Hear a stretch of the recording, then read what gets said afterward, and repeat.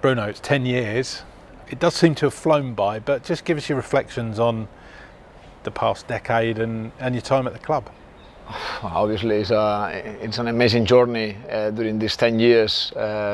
Arriving to England, not speaking any English, moving the family, no training ground. We were in the university. The Amexes was just 1 year old, and look at where we are right now. I think it's an amazing journey with a lot of players and coaches that have contributed to it, and I think it's just like good memories. High points, there must be some real standout moments. I can certainly think of one or two, but for you personally, what are the real standout moments? I'm really lucky, because I think there are so many of them. I really enjoyed my first season, just experiencing a new football, a new culture, new stadiums. It's that dream of playing in England. It came through, and I think it was a really special season. But obviously, getting promoted probably was the main one, and great memories, great group, an amazing season. And I would say as well, I've got two more moments. It was the last game that we played at home on our first season in the Premier League against Manchester United.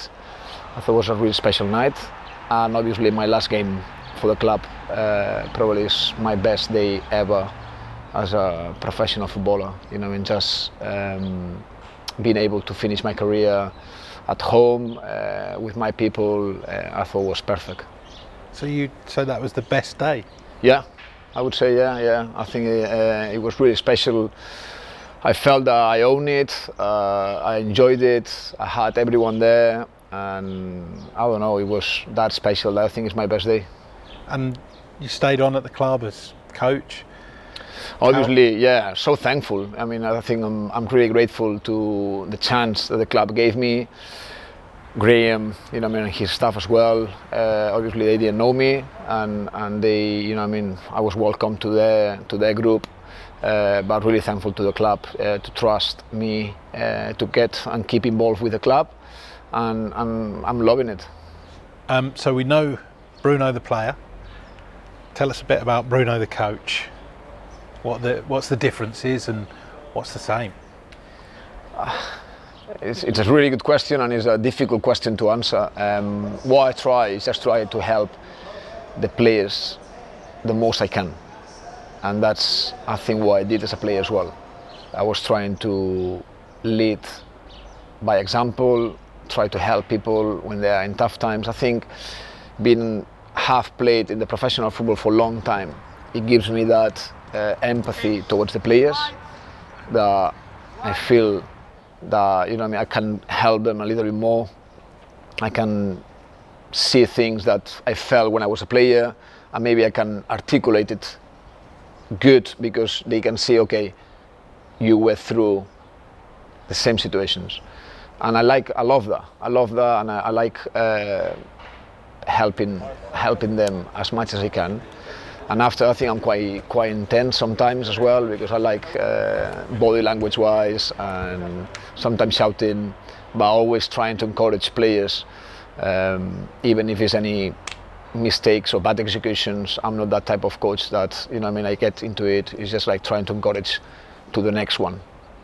Can't imagine you ever throwing a teacup, as we would say in England. No.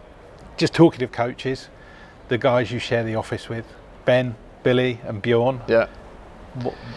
What's it like working with those guys? It's amazing. It's amazing. It's for me the key, and that's when I find out that I loved my role, is when I check my watch and it's like 9 o'clock in the morning, and I check again my watch and it's 5 o'clock afternoon, and it's like, where's that time gone? I think that's says everything. Like the atmosphere is really good.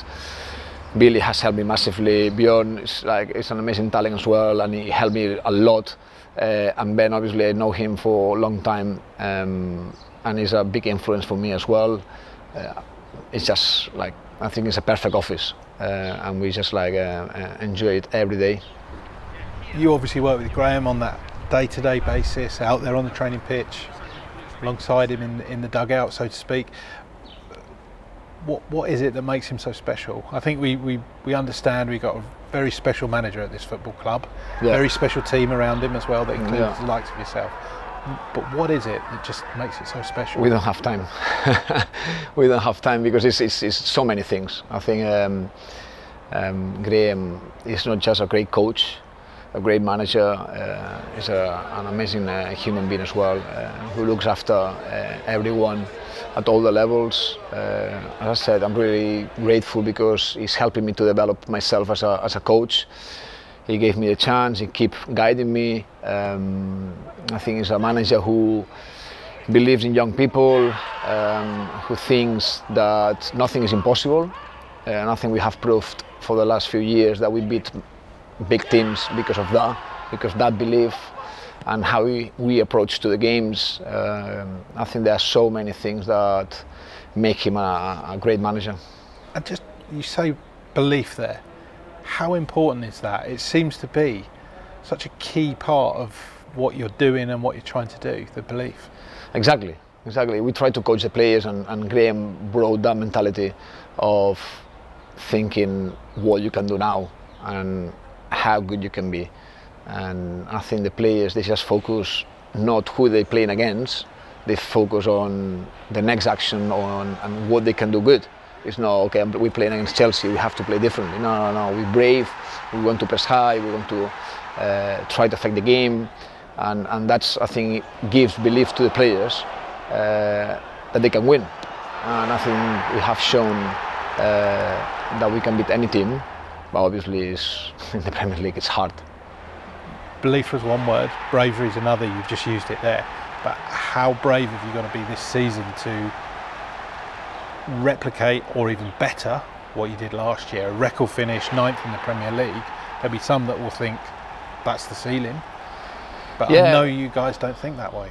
No, I think it's important to have a vision where you want to go, and I think that's key because that's what drives you. Was that key with the chairman when he said we want to be a top 10 club? Yeah, obviously it gives you where is the north, where you trying to get.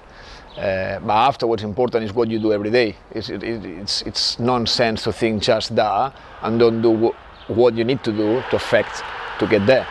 Then I think it's so important what we do every day, and that's what Graham, I think it's top. You know what I mean? He done it already at Östersund. He takes a team from, you know what I mean, bottom tiers to Europa League. If you are not brave, if you don't have a vision, if you know what I mean, you need to believe to get there. Like a lot of people, they will say, no, it's impossible for Brighton to finish 9th. We did it. The challenge comes now. Can we be consistent with those performances to be able to stay in those positions and try to keep improving? Bravery, belief, I've just mentioned it again, both of those there. When you package that all together with Graham's record here, Östersund's, what he did at Swansea, all of those things together, I guess you're not surprised when you see him linked with bigger clubs all the time. Do you get nervous when you see that speculation pop up on social media or on the TV or in the newspaper? I think that's a natural process. When you see players, we have sold players to big clubs. There are so many rumors, and that's normal when you do your job properly, when you are successful, and I think that's a natural process that you need to understand that. The key is how focused you can be on what you can affect and just leave there what you cannot affect, whatever people they're gonna talk, or you know what I mean, what the rumors are. Focus just on what we can do. Now we are in Portugal, we can train really good, we can help the boys, we can keep developing ourselves, and that's the main thing. Then focus on that. Obviously there are gonna be big teams behind Graham, obviously, because he's been proving that not just what we have achieved, is what he has achieved and how. You know what I mean? It's amazing the way to play. Then obviously that's something that's a consequence of those performances. And that style of play, you talked about the bravery, the high press, the way that the team are encouraged to take those risks in the right areas at the right times. Is that your style, your philosophy? It seems to dovetail with how you always wanted to play with them. Yeah, exactly. I think that's why I think we just gelled really well, and because we understand football, in the same sense and with the same idea. And it's not just the coaches, it's the players, because the players, they are the ones that they believe and they execute, the plans into the pitch, and I think they are just amazing. Not just what they do in the games, what they do every single day in the training ground, how much they push, not just themselves, to each other, that accountability. I think we've got an amazing group. And that satisfaction that you're talking about there, that real pride in the work that you're doing, for you personally, 3 years as a coach now, their ambitions to be the main man, to be the manager.